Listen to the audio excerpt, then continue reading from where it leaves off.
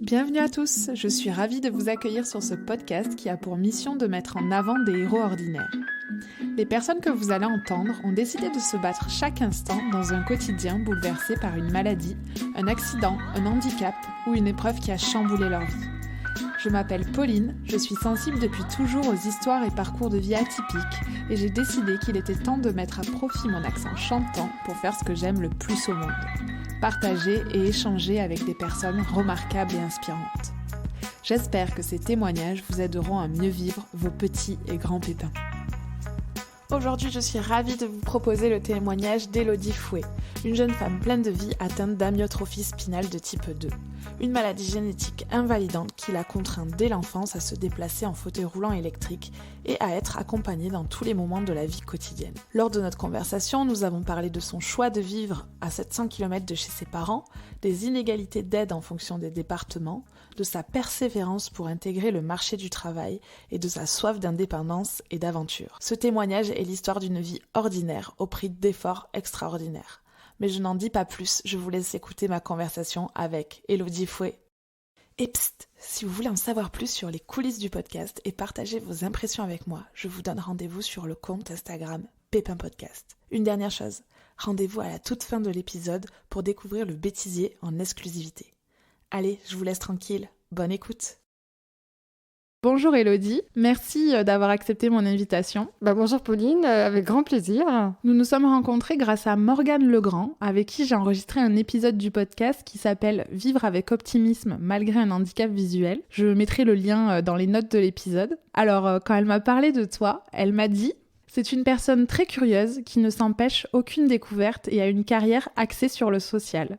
Qu'est-ce que tu penses de sa courte description de toi ? Elle m'a très bien décrit, Morgane. Je vois qu'elle me connaît bien, malgré qu'on ne se connaît pas depuis des années, mais finalement, elle me décrit plutôt bien. C'est vrai, non, c'est vrai que je suis de nature très curieuse. Puis oui, comme elle a dit, j'ai ma carrière dans le social. Donc elle t'a plutôt bien cerné. C'est ça. Pour qu'on en sache un petit peu plus sur toi, est-ce que tu peux te présenter ? Oui, bien sûr. Alors moi, c'est Élodie, j'ai bientôt 32 ans. Donc, j'habite sur Toulouse depuis 2018. J'ai fait mes études dans le social. Actuellement, je travaille également dans une association auprès des gens du voyage. Qu'est-ce que je peux dire d'autre sur moi ? J'habite en appartement, seule, avec un accompagnement d'auxiliaire de vie H24. J'avais un petit chat qui m'accompagnait, mais qui n'est plus avec moi actuellement. Mais je reprendrai des animaux, un de ces quatre. Après, dans la vie, j'aime beaucoup de choses. C'est vrai que c'est un petit peu large. J'aime sortir, j'aime tout ce qui est sensation, donc le ski, les sports un petit peu où il y a de l'adrénaline. Voilà, j'aime voyager. J'aime dessiner, j'aime la musique, j'aime les animaux. Et puis, voilà. C'est déjà pas mal, hein. J'ai l'impression que ça y est, on te connaît par cœur. Et pour nous échauffer, j'ai préparé 5 questions un petit peu rigolotes et aussi pour te connaître un peu mieux. Quel est l'endroit où tu te sens le mieux ?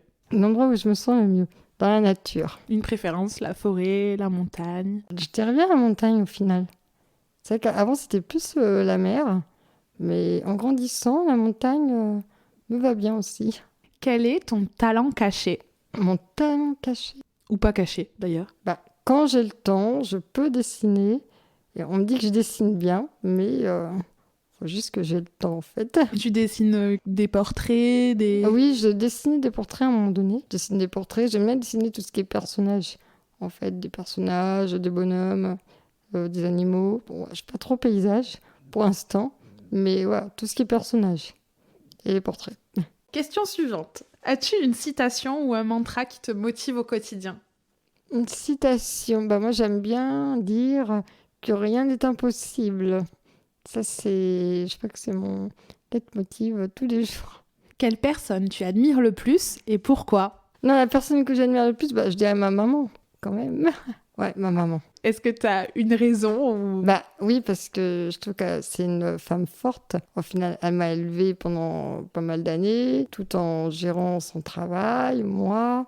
Donc ça n'a pas été simple, ça lui a demandé beaucoup d'énergie et a tout consacré finalement beaucoup pour ses enfants. Donc c'est vrai que oui, j'admire ma maman, mon papa aussi quand même, pas qu'il est jaloux. Donc tes parents. Voilà, mes parents. Et t'as des frères et sœurs? Oui, j'ai un grand frère. Vous avez beaucoup de différences d'âge? Mon frère, il a 35 ans bientôt, donc on a 2 ans et demi d'écart. Encore une dernière question un peu compliquée. Qu'est-ce que tu dirais à la petite Élodie si tu avais le pouvoir de la rencontrer, maintenant que tu connais la suite de l'histoire? Je lui dirais de ne jamais lâcher, que rien n'est impossible.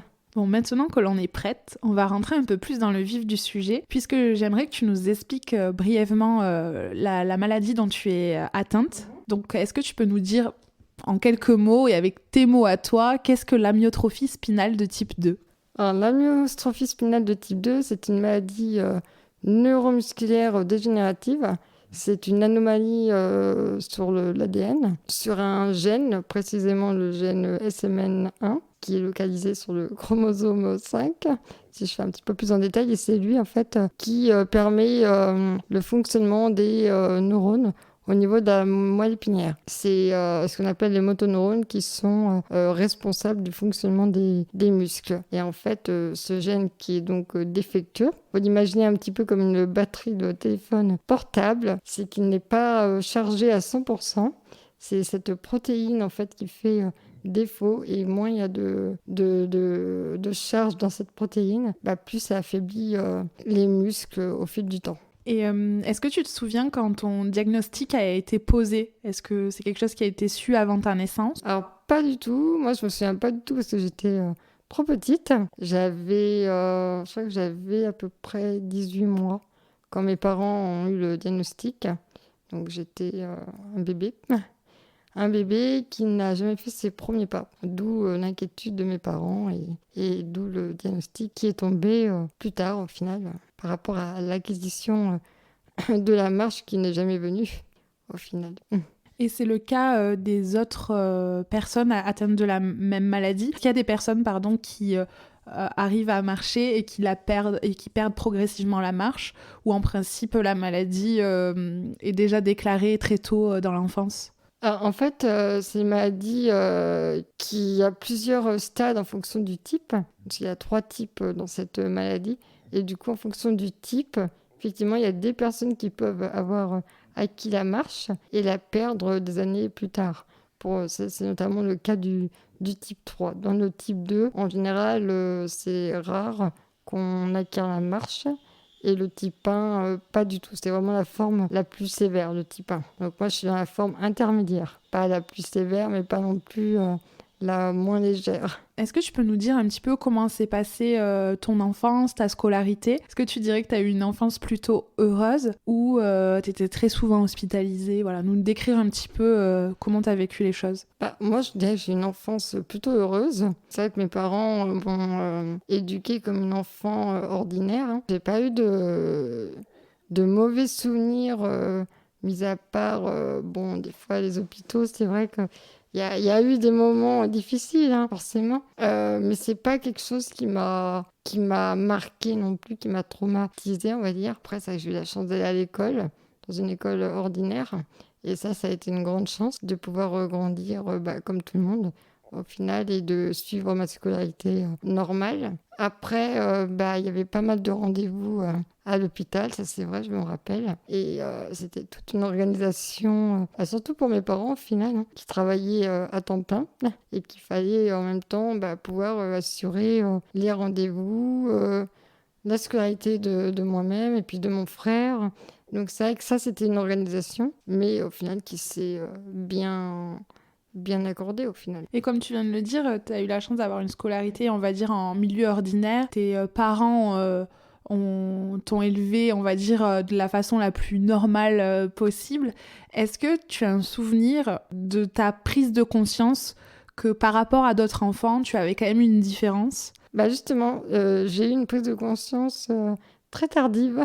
C'est vrai qu'au final, ça fait pas si longtemps, je crois, que j'ai pris conscience que c'était une maladie invalidante, assez grave, comme disent les médecins. Moi, j'aime pas trop dire le terme grave, Donc j'essaye de relativiser sur ça, mais c'est vrai que petite, pour moi, il n'y avait pas de problème. J'étais comme tout le monde, je faisais au maximum les choses comme les autres, et je voulais les faire comme les autres. Donc c'est vrai que c'est quelque chose qui ne m'a pas pénalisée. Et la conscience, finalement, elle est venue plus tard à l'âge adulte. Et tu as un moment ou une anecdote à nous raconter où là, tu as vraiment réalisé qu'il y avait certaines choses qui étaient différentes? Peut-être après le bac, finalement. Je crois que c'était après le bac où finalement, les amis, chacun prend son chemin différent. On se retrouve un peu plus seul à construire un petit peu son parcours professionnel. Et c'est là qu'on se pose des questions au final sur l'avenir. C'est vrai qu'à cette époque, du coup, ça m'avait foutu un petit peu un coup de plus être dans le monde de l'école où on est un peu dans l'insouciance de tout ça. Là, on prend vraiment conscience que c'est un peu chacun pour soi après et qu'il faut évoluer. Et là, il y a un petit peu les questions qui viennent. Qu'est-ce que je vais faire, comment, où, et puis les questions notamment à la maladie, où là je prends conscience aussi que c'est une maladie dégénérative. Donc là, c'est vrai que je me suis un peu plus documentée à partir de là sur ma maladie et que j'ai compris qu'elle pouvait évoluer. Donc c'est vrai qu'il y avait un petit peu de stress par rapport à ça et beaucoup d'interrogations, notamment par rapport à mes mains, à mes doigts. Je me rappelle que je posais beaucoup de questions à ma mère. Est-ce que je vais perdre l'usage de mes mains? C'était vraiment le gros stress après le bac. Et puis, après, ça m'est passé. Mais je sais qu'il y a eu une période où j'avais un petit peu focalisé dessus. Je ne sais pas pourquoi. C'est un peu la période où, finalement, jusqu'au bac, on n'a pas trop de questions à se poser. Les rails sont tout tracés. Il faut aller jusqu'au bac.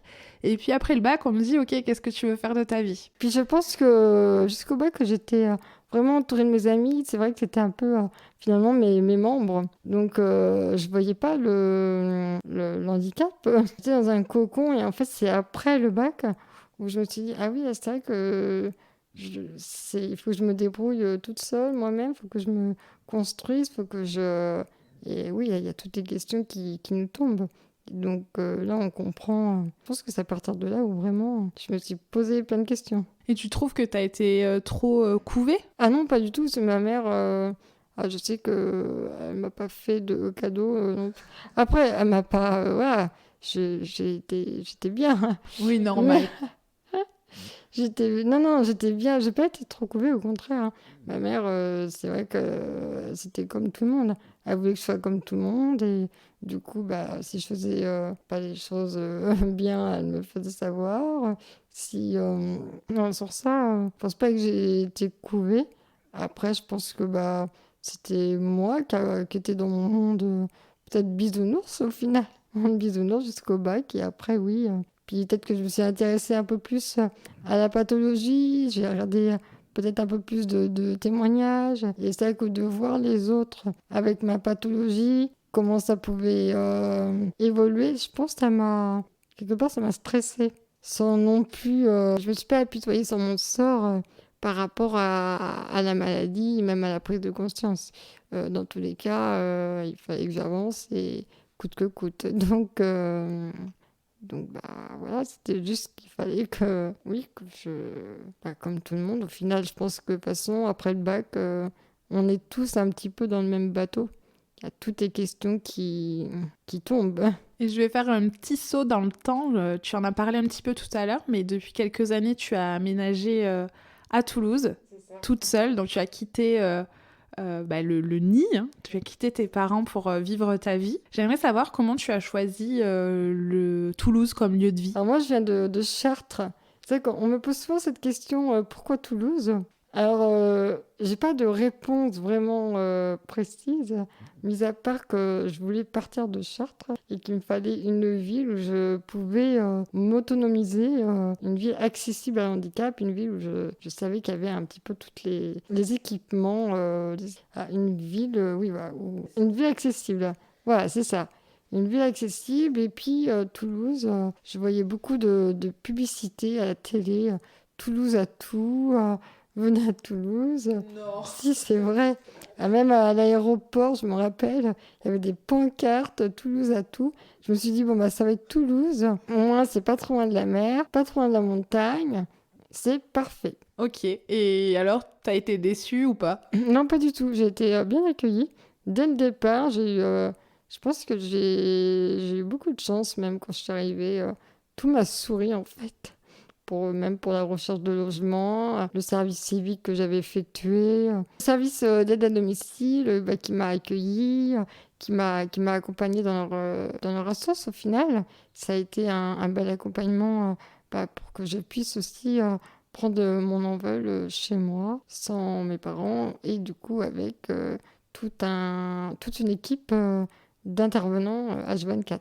Ça a toujours été une évidence pour toi de partir un jour de chez tes parents? Ah ça oui. Même si j'aime mes parents et que j'aimais là où j'habitais, parce que bah, voilà, c'était la campagne, et c'était mon élément aussi. Mais oui, il fallait que je permette aussi à mes parents de se reposer, hein, et puis de leur rendre un peu cette liberté de profiter aussi de leur vie aussi. Et puis bah, moi aussi de me construire en tant qu'Élodie avec ce que je voulais faire et quand je veux et de me construire comme n'importe qui au final. Et qu'est-ce qu'ils en ont pensé, tes parents? Ils t'ont plutôt encouragé? Ils avaient des craintes? Qu'est-ce que... Au début, oui, ils ont eu un petit peu peur, c'est vrai. Ils se sont dit, qu'est-ce que c'est qu'encore... surtout à distance, en fait. Je pense que la distance, c'est vrai que presque à plus de 700 km. Oui, c'est vrai, ça... T'as pas hésité quand même à te dire, bah, je vais partir, ok, je pars de chez mes parents, mais je reste à Chartres, par exemple? Non, Chartres... Ça va, on n'est pas du tout en train de faire de la pub pour Chartres.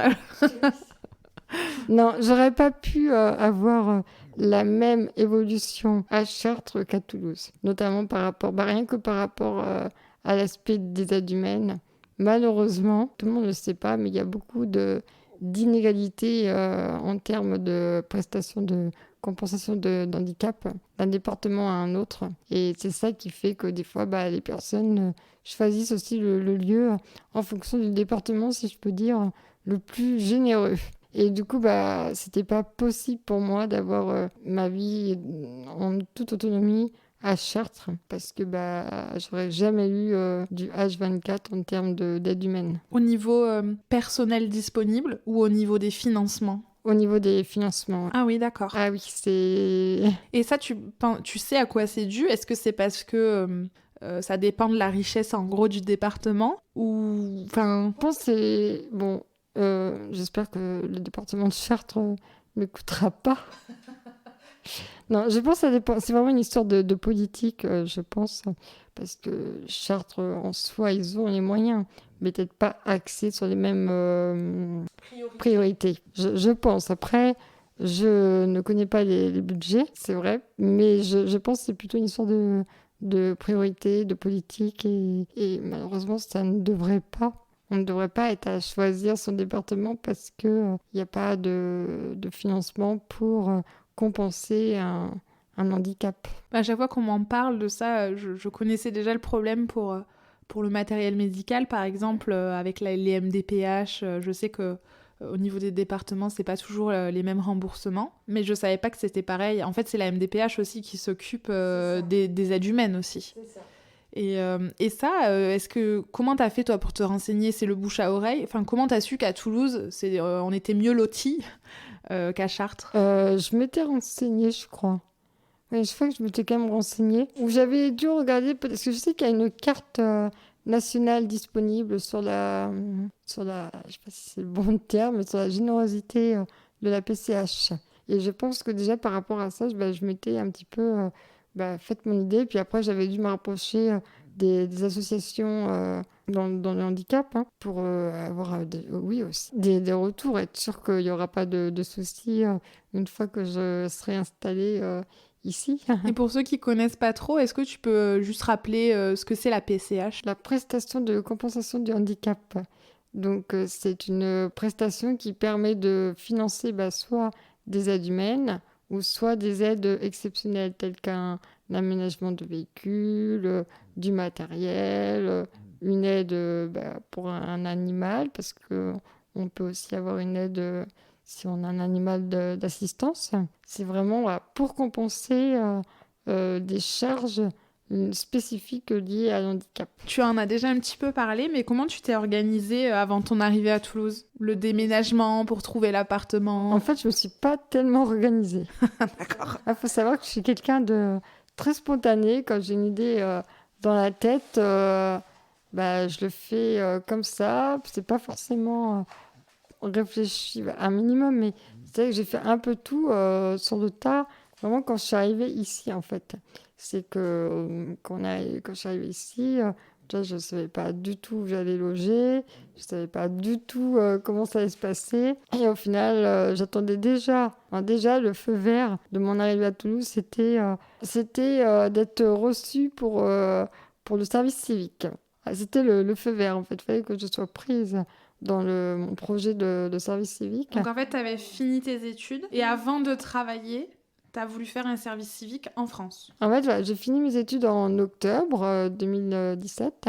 Après, j'ai voyagé avant de venir à Toulouse. Et après ce voyage, je m'étais dit, il faut absolument que là, la rentrée, je sois à Toulouse. Et du coup, c'était le service civique qui pouvait me permettre finalement de pouvoir m'installer à Toulouse, d'avoir des ressources et puis d'avoir un projet en fait. Et donc j'attendais cette validité, c'était vraiment le feu vert. Et une fois que ça a été... j'avais un entretien avec l'association de service civique. Donc on est venu à Toulouse une première fois et on a fait tout sur le tas. C'est-à-dire que j'avais repéré un logement qui est mon logement actuel. Je pense que c'était un signe. Il m'attendait ce logement. Il était libre depuis des mois. Et j'ai eu un coup de cœur en fait sur ce logement qui est vraiment adapté aux personnes à mobilité réduite. Et puis à partir de là, en fait, une fois que mon logement a été validé, parce que du coup il était libre, j'ai pu le visiter le même jour que mon entretien service civique. Je crois que ça s'est déroulé comme ça. J'ai reçu du coup le logement aussi. Et au final, tout s'est fait... Les planètes se sont alignées, quoi. Tout s'est vraiment aligné. C'est vrai que pour une fois, ça s'alignait bien. Et après, ma maman est restée, en fait. On a emménagé, donc c'est mon père. Et mon père qui adore conduire. Ça tombe bien. Il a pu faire plusieurs allers-retours entre Toulouse et Chartres pour aller chercher tout ton dressing. C'est ça, exactement. Bon, ça va, il n'a pas eu trop à faire non plus. On a réussi à mettre le plus possible, mais c'est vrai que c'était mon père finalement qui a dû faire le plus de voyages. Et ma maman qui est restée, si je me trompe pas, presque 5-6 mois quand même à Toulouse. Parce que il faut savoir que quand on fait une transition de département à département, il y a toujours un laps de temps. On est considéré dans son ancien département durant une période de 3 mois. Donc, c'est-à-dire que pendant 3 mois, j'avais toujours le même nombre d'heures accordées comme à Chartres. Et en fait, il fallait que je réévalue mes besoins à Toulouse. Il fallait que cette demande de PCH soit acceptée vite et sur un nombre d'heures assez conséquent. Donc, c'était ça aussi qui était en jeu, en fait. Et cette évaluation, elle s'est faite qu'au mois de janvier. Je suis arrivée en octobre et du coup, j'ai été évaluée en janvier. Et on a eu de la chance, j'ai dû avoir la réponse rapidement, en fait, vraiment dans les semaines à venir, ce qui m'a permis après d'entrer dans l'association d'aide à domicile. Oui, d'avoir les aides humaines dont tu avais besoin. Et du coup, à ce moment-là, ta maman a pu rentrer à Chartres. Elle a pu rentrer à Chartres, c'est ça. Tout s'est mis en place. Après, le prestataire d'aide humaine était au courant que j'allais certainement arriver bientôt dans leur service. Je sais qu'il y avait eu un petit délai d'attente, mais ils avaient commencé à construire mon équipe, à organiser mon arrivée de leur côté. Il fallait juste le feu vert après de la MDPH. Pour le financement. Voilà, c'est ça. Ok, finalement, 6 mois, c'est à la fois long et pas long, quoi. Moi, je trouve que j'ai été chanceuse. J'ai trouvé que c'était rapide au final. Parce que Je sais qu'il y a des gens, ils attendent beaucoup plus que ça. Et au final, ça n'a pas été sinon. Et puis, ça m'a permis d'avoir ma mère encore un petit peu à côté, le temps de prendre mes repères à Toulouse, parce que c'est vrai que... De faire la transition en Oui, douceur. voilà, en douceur, exactement. Et est-ce que tu peux nous décrire 24 heures dans ta vie quotidienne ? 24 heures dans ma vie quotidienne, c'est 24 heures qui ne s'arrêtent pas en fait. C'est 24 heures d'énergie, 24 heures où je me lève le matin et je n'arrête pas. C'est-à-dire que je pars au travail, je fais ma journée de travail et le soir je rentre. Et après, il y a les à côté qui m'attendent. Donc la gestion de la maison, les rendez-vous à droite à gauche. Et puis mes projets, voilà, à droite à gauche, voir les gens à droite à gauche. Donc c'est vrai que finalement, c'est 24 heures que je ne vois pas forcément passer. Et ce que tu m'expliquais quand on préparait cet épisode, c'est qu'au final, avec les aides à domicile, tu étais très rarement seule, finalement. Et tu étais obligée, même si tu adores tes aides à domicile, il n'y a pas de souci, tu étais obligée de parler toute la journée pour dire j'ai besoin de ci, j'ai besoin de ça, et que finalement, parfois, on a un peu besoin... envie de se retrouver seule et de pas parler, quoi. Oui, c'est vrai que ça a été... Au début, quand je suis arrivée à Toulouse, je me rendais pas compte, c'était tout beau, tout rose. Pour moi, c'était un petit peu comme une colocation au final. J'étais avec des jeunes, H24, c'était cool. Mais c'est vrai qu'au fil du temps, je me suis rendu compte que H24, c'est prenant d'avoir une présence humaine constamment à ses côtés, de devoir expliquer, de devoir parler, de se montrer sociable, tout le temps d'avoir une certaine posture au final. Oui, ça prend de l'énergie. C'est vrai que je m'en suis rendu compte, surtout l'an dernier. Et c'est vrai que maintenant, je revois les choses différemment. C'est-à-dire que j'essaie de m'accorder un peu plus de temps, de m'accorder un peu plus de temps, soit de les faire venir un peu plus tard, soit de les laisser partir un peu plus tôt. On a mis ça en place pour que je puisse avoir mes temps seuls et me recharger un petit peu au niveau du mental. Parce que... Oui, d'être moins sollicité toute c'est la ça. H24, quoi. C'est ça, parce que c'est vrai que déjà, dans mon métier, je suis amenée à parler H8 heures. Voilà, donc j'adore ce que je fais. Donc, mais c'est vrai que le soir, quand je rentre, comme tout le monde, on a envie de se poser et d'être dans sa bulle, tout simplement. Oui, ma maladie atteint les membres musculaires et aussi du coup, tout ce qui est muscle, et ça va toucher les fonctions respiratoires. Et c'est vrai que j'ai une petite capacité respiratoire, du coup, et c'est vrai que de parler, ça va, hein, je peine pas à parler, mais quand j'ai fait ma journée, c'est vrai que j'aime bien aussi faire une pause et reprendre mon souffle également, c'est vrai. Et puis même, je pense que c'est important de se retrouver avec soi-même, oui, pour se recharger, parce que de parler tout le temps, sans parler de la respi, ça fatigue. Ça fatigue au niveau du cerveau. Et comment tu te sens aujourd'hui dans cette, je sais pas si on peut encore dire une nouvelle vie, dans cette vie en tout cas ? Dans cette vie, je me sens bien. C'est vrai que il y a eu beaucoup de rebondissements là depuis 4 ans que je suis à Toulouse. C'était quand même pas mal de choses à réadapter, à adapter, à réajuster même. Je pense qu'il y en aura encore, hein, parce que la vie est un mouvement qui ne cesse de bouger. Mais c'est vrai que je me sens bien dans le sens où mon objectif, c'était de venir à Toulouse pour des raisons professionnelles. C'était ma priorité de ma vie, c'était le travail. Et au final, j'ai réussi à atteindre cet objectif qui était mon rêve. Mon rêve, et je me dis, finalement, je ne me suis pas battue pour rien dans mes études, même si ça a été... même si après le bac, j'ai fait un petit peu plusieurs voies de formation, que j'ai un petit peu divagué entre plusieurs cursus. Mais au final, j'ai réussi à atteindre ce que je voulais.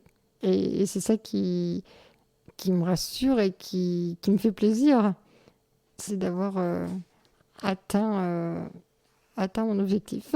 Et justement, dans ton travail, tu fais quoi en fait, concrètement? Tu as dit que tu aidais les gens du voyage. Alors, en ce moment, oui, après, mon travail, c'est très large. Je suis conseillère en économie sociale et familiale. Je ne sais pas si tu connais. C'est un petit peu, pour te grossir les choses, à te donner une image, un petit peu comme assistante sociale. Sauf que nous, on va avoir plus une approche sur les domaines de la vie quotidienne. Mais là, en ce moment même, je suis sur un poste d'assistante sociale d'ailleurs. Et je m'occupe d'accompagner les gens dans leur démarche administrative, dans l'accès à leurs droits, dans l'insertion professionnelle, dans le soutien à la parentalité. C'est vraiment très large. C'est vraiment on est un tremplin en fait dans leur vie sociale. C'est des gens qui peuvent rencontrer des problématiques quelconques.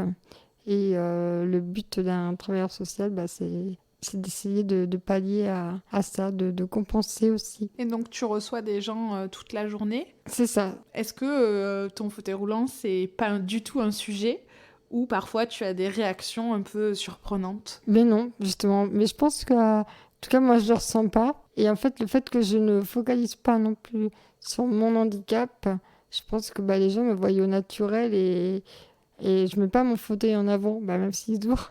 Mais moi, je le mets pas en avant. Je me dis pas, ouais, je suis handicapée. Non, je fais comme mes collègues et les gens me prennent comme je suis au final. Et c'est ça qui est intéressant. C'est dans ma tête, c'est vrai que j'y pense. Des fois, je me dis, ça doit être marrant j'aimerais bien être dans leur tête à ce moment-là, quand je vais les chercher dans la salle d'attente et qu'ils me découvrent et que je leur dis, suivez-moi, c'est avec moi que vous avez rendez-vous. C'est vrai que c'est marrant au fond. Mais non, c'est vrai que tout se passe bien. Les gens sont plutôt bienveillants en fait.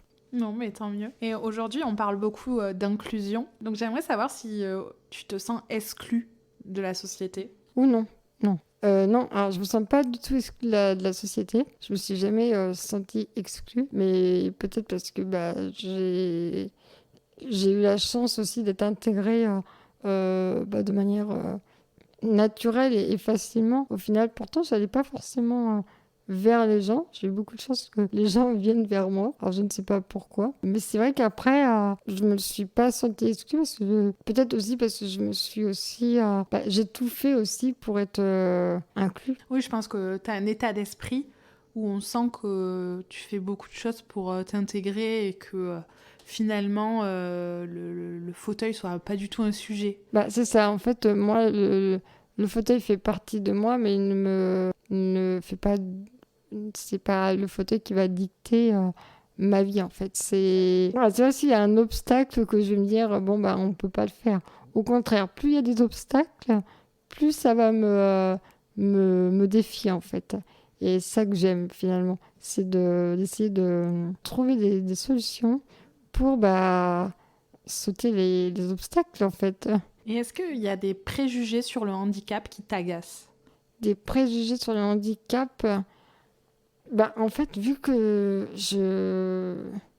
oui, alors peut-être qu'après, il y a peut-être des personnes qui pensent que justement les personnes en situation de handicap ne peuvent pas faire telle ou telle chose. Mais justement, je pense que plus il y aura de personnes en situation de handicap qui pourront et qui se permettront de faire des choses comme quiconque, un peu n'importe de ce que les gens peuvent penser ou dire ou faire même, ça va casser ces préjugés qu'une personne en situation de handicap, finalement, elle peut, je vais pas dire qu'elle peut faire tout pareil, parce qu'il y a des degrés de handicap différents et il faut en tenir compte aussi, mais je pense qu'aujourd'hui, on a de plus en plus de moyens qui nous permettent d'accéder aux choses de manière égalitaire. Une personne en situation de handicap ne peut pas faire tout comme tout le monde. Alors, certes, elle ne va pas faire tout comme tout le monde. Il va y falloir compenser, adapter, mais en fait, si on met les moyens humains et techniques, je pense qu'on peut arriver à accéder à pas mal de choses aujourd'hui. Surtout que pas mal de choses se développent, évoluent. Donc le regard, quand même, à mon sens, a quand même changé, et heureusement. Et en préparant cet épisode, tu as évoqué le Téléthon et l'impact qu'il avait eu sur ta maladie, ta pathologie. Est-ce que tu peux nous expliquer en quoi les dons ont changé la destinée des personnes atteintes de la myotrophie spinale ? Oui, c'est vrai que depuis quelques années, la myotrophie spinale a une chance de bénéficier de traitements innovants. Ça a été une révolution médicale et j'ai d'ailleurs cette chance d'en bénéficier aussi depuis mon arrivée à Toulouse. Donc quand je dis que les planètes se sont alignées, c'est vrai.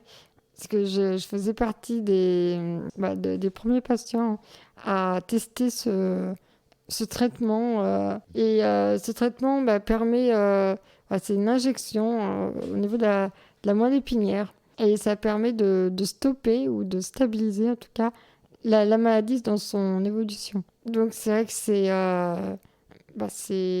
un grand espoir pour tout le monde. Et de ton côté, tu as vu vraiment des effets, tu as l'impression que le traitement marche. Quels sont les retours sur ce traitement ?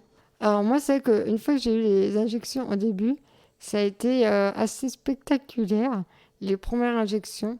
Alors je pense pas que parce qu'il y a le côté psychologique qui peut rentrer, hein.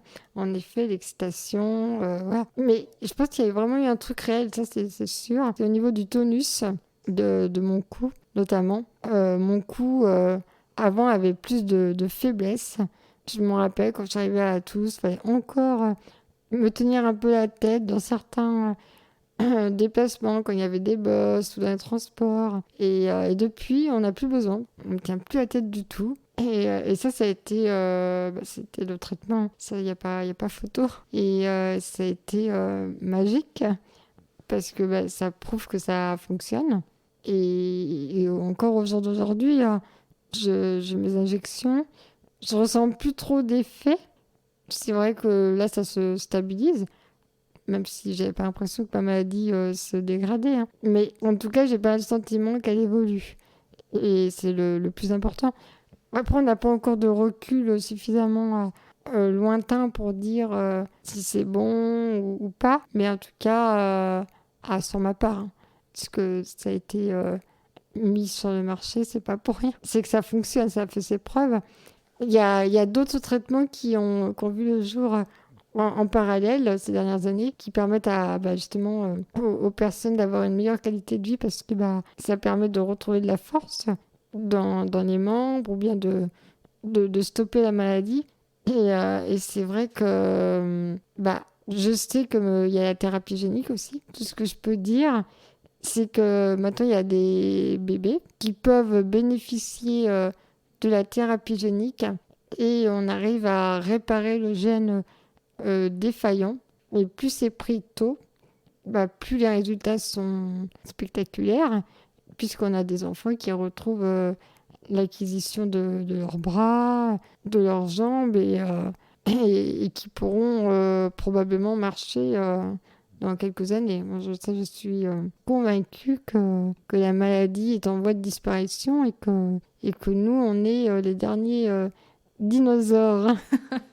C'est vrai que ça donne beaucoup d'espoir en l'avenir, quoi. C'est ça, et puis il y aura maintenant le diagnostic prénatal. On pourra détecter aussi avant la naissance si on est porteur ou pas de la myotrophie spinale. Mais ouais, c'est super que tu nous donnes tous ces retours parce que le Téléthon, c'est pas toujours très concret. On se demande un peu où va tout cet argent pour la recherche. Et donc de voir que ça finit par payer et qu'il y a vraiment des solutions concrètes qui sont proposées aux patients. Et là maintenant, quoi, en 2023, pas d'ici 10 ans ou quoi, c'est un côté assez magique, quoi. Et puis là, je parle de ma maladie, mais il y en a plein d'autres qui commencent à avoir le genre sur des traitements. Il y en a plein.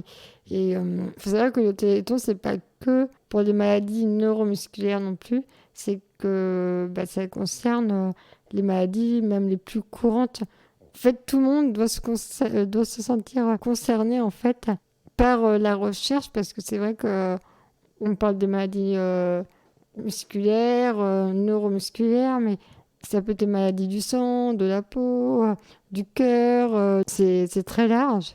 Et c'est vrai que je pense que sans le Téléthon, on n'en serait pas là aujourd'hui. Donc il faut faire des dons. C'est ça, il faut donner, continuer à donner, voilà. Même s'il y a encore beaucoup de boulot, hein, parce que des maladies, il y en a plein. Donc il faut continuer le combat. Bon, je vais passer du coq à l'âne. On va parler un peu voyage, puisque on l'a bien compris, tu as un côté aventurière. Oh oui. Donc je sais que tu as déjà eu l'occasion de voyager et que tu aimes beaucoup ça. Et ça demande beaucoup d'organisation en amont. Est-ce que tu as des exemples de choses ou de situations qui pourraient être améliorées pour te faciliter la vie lors de tes voyages ? Lors de mes voyages, déjà, l'avion. C'est vrai que l'avion, je pense que c'est pas le moyen de transport le plus pratique. C'est toujours un petit peu stressant. On se demande toujours un petit peu comment on va être pris en charge au moment d'embarquer. C'est vrai que c'est toujours un petit peu la question qu'on se pose. Et puis après, peut-être en termes d'accompagnement, au final, c'est vrai que moi, je suis beaucoup partie avec mes parents. Et puis là, j'ai fait un voyage récemment avec une ancienne auxiliaire. Mais c'est vrai qu'autrement, si on veut partir avec des gens, il y a toujours il y a le coût financier, en fait, en termes d'accompagnement qui peut vite monter. Et c'est vrai que c'est pas toujours comment dire, juste, on va dire, par rapport à ça. Parce qu'il faut penser x2. Alors déjà qu'un voyage x1, c'est un budget, mais s'il faut le multiplier par 2, ça peut vite monter.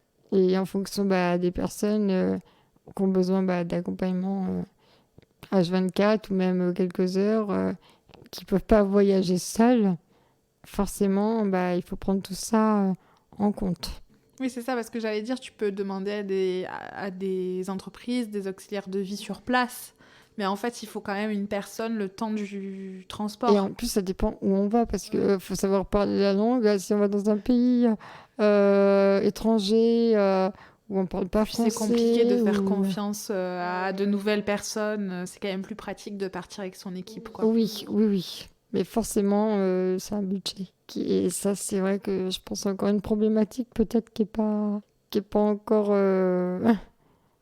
bien abordé parce qu'il existe maintenant des associations pour accompagner les personnes en situation de handicap, mais ça a un coût, c'est vrai. Après, il existe apparemment des aides financières. Alors, je ne suis pas encore calée dessus. Je n'en ai pas encore eu besoin, mais il faudrait que je m'y penche.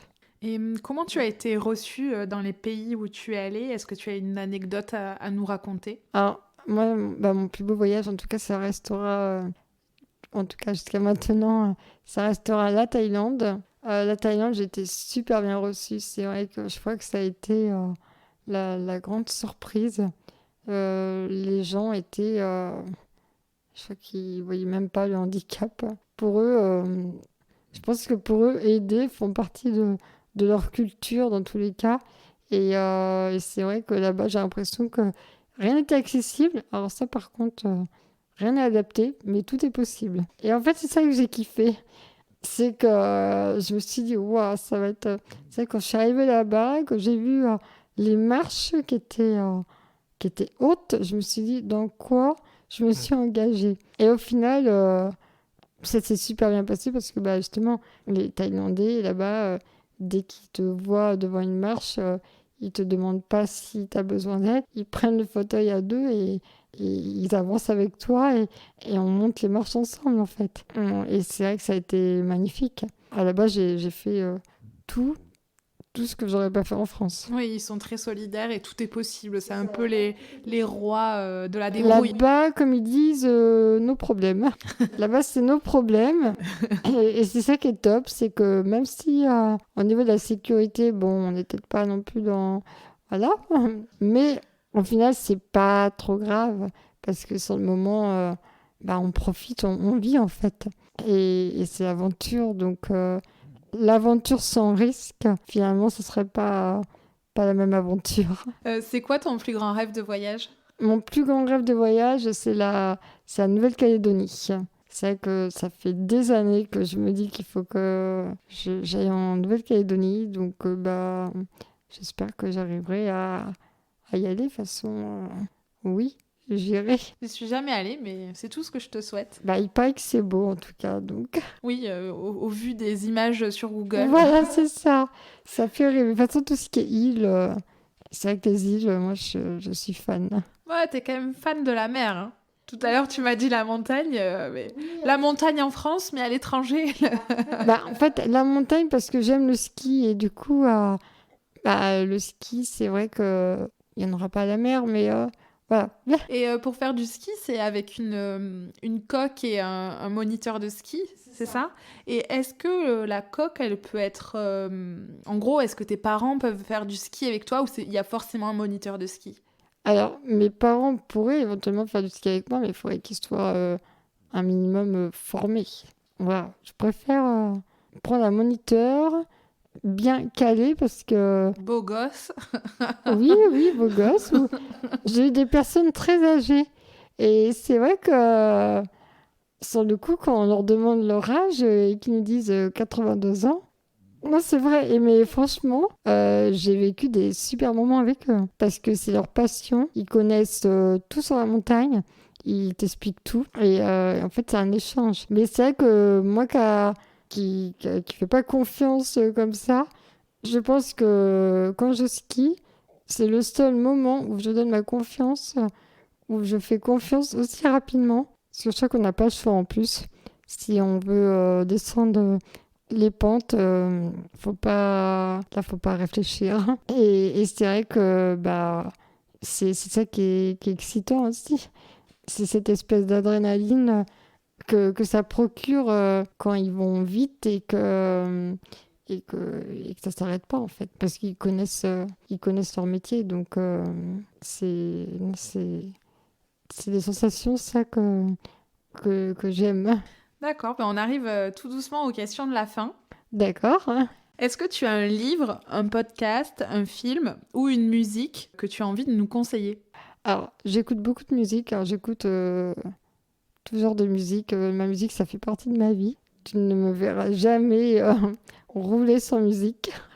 Voilà, déjà. Mais après, je vais pas lister tout ce que j'écoute parce que j'écoute tout le temps de la musique, il y a toujours du son. Mais après, en termes de films, alors, je suis pas trop restée devant les films. C'est vrai, j'ai pas trop le temps et c'est pas trop mon truc de rester posée devant un film. Mais en tout cas, j'avais beaucoup aimé un film pendant le Covid sur Netflix. C'était un film. Il faudra que je retrouve le titre, que je ne pourrais même pas le prononcer. Là. Je le mettrai dans les notes de l'épisode. Voilà, mais c'était un film avec une personne en situation de handicap. Il était accusé à tort d'avoir tué un enfant. Et ce monsieur avait également une petite fille. Et du coup, il y a toute une histoire de... Il t'avait touché, il t'avait marqué. Ouais, il m'avait touchée et pas que moi, hein, parce que il avait vraiment fait du bruit ce film. Mais ça me dit rien du tout. Écoute, tu mèneras ton enquête ouais, et tu me tiendras au courant. Je te l'enverrai parce que tu n'as pas dû le voir du coup. Mais peut-être, mais je l'ai peut-être oublié. Hein. Là, ça me vient pas. Est-ce qu'il y a un sujet dont on n'a pas parlé et que tu aimerais aborder? J'ai l'impression qu'on a fait le tour en fait de un peu de toutes les thématiques qu'on avait abordées quand même, en plus court. Mais ok, tant mieux. Et si tu as un sujet, on refera un épisode. De quoi es-tu le plus fier aujourd'hui? Je pense qu'aujourd'hui, la chose sur laquelle je suis le plus fière, c'est d'avoir réussi à rentrer sur le marché du travail et de pouvoir exercer mon métier de travailleuse sociale. Oui, c'est vrai que quand on est en situation de handicap, c'est pas toujours possible. Enfin, en tout cas, c'est pas donné à tout le monde de trouver déjà du travail. Ça a été compliqué, ça a été long, surtout long. Et je sais, il y a des moments où je me demandais si j'allais y arriver. Et au final, comme je dis, rien n'est impossible et ça a porté ses fruits, mes efforts. Et selon toi, c'était C'est quoi les freins? Les freins, bah, l'accessibilité en fait. Des bâtiments? Ah ouais, ça a été beaucoup... aussi dans mon travail, il y a beaucoup de déplacements. C'est-à-dire que je n'ai pas choisi le métier le plus simple. Et il y a beaucoup de déplacements, il faut beaucoup aller à droite à gauche, déplacer des fois chez les gens. Donc ça peut finalement compliquer mon insertion. Donc de trouver la structure où c'est le public qui vient à moi et pas l'inverse, oui, ça demande un petit peu de patience. Ça a été un challenge. C'est ça. Que tu as relevé. Exactement. Mais là, finalement, c'est déjà mon 3e poste, donc je suis assez contente quand même d'avoir exercé sur différentes structures. Qu'est-ce que tu as envie que l'on retienne de ton témoignage? Je pense que on peut peut-être te retenir que finalement, rien n'est impossible. Non, finalement, je pense que oui. Je dis souvent ça. Quand on veut, on peut. Et je pense que si on a une idée dans la tête, même si ça peut paraître surréaliste pour certains, ou fou, ou compliqué, toujours se battre, se démener et ne jamais baisser les bras en fait. Parce que en fait, je vais pas dire que tout est possible, mais presque. On finit toujours par y arriver. C'est ça. Parfois, il faut du temps. C'est ça. Puis je pense qu'il faut être bien entouré aussi. Bien entouré d'avoir des gens aussi qui sont bienveillants autour de nous, qui donnent la force aussi d'y arriver, parce que c'est vrai que c'est quand même important, à mon avis, d'être bien entouré, de se faire aider également. D'oser demander de l'aide. C'est ça. Qu'est-ce que l'on peut te souhaiter pour l'avenir? Beaucoup de voyages, de continuer à travailler, à m'épanouir, puis d'aller au bout de mes rêves. Hein. C'est tout ce que je te souhaite. Merci beaucoup, Pauline. Et je te remercie infiniment d'avoir répondu à toutes mes questions. C'était avec grand plaisir en tout cas, et j'espère que j'ai pas trop bégayé. Non, t'as pas du tout bégayé, t'as été parfaite. Et je te dis à bientôt. À bientôt et à bientôt. Et voilà, cet épisode est terminé. Merci pour votre écoute et merci à Elodie pour sa confiance. Si vous voulez savoir quel est le nom de ce mystérieux film que nous conseille Elodie, ou découvrir l'épisode de Morgane Legrand, je vous donne rendez-vous dans les notes de l'épisode. Je vous souhaite une bonne semaine et je vous dis à bientôt pour un prochain épisode de Pépin Podcast. Non, j'aime pas ce que je dis, c'est horrible. Mais non, c'est très bien. Mais non, parce que ça n'a pas de suite logique. Mais si, c'est très bien. En même temps, se présenter... En fait, c'est trop large. Du coup, quand c'est trop large, je vais dans tous les sens.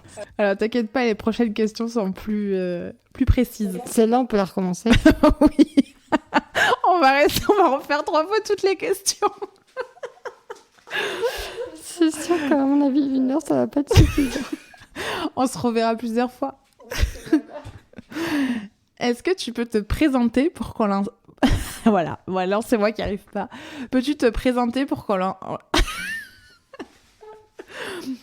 Pour que l'on en sache un peu plus sur toi, est-ce que tu peux te présenter?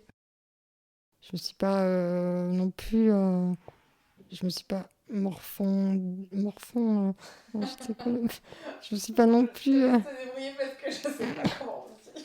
Ça sera effacé, ça. Oui. Je me suis pas morfondue. Non, ouais, c'était pas français du tout. Non, mais je me suis pas apitoyée sur mon sort, voilà.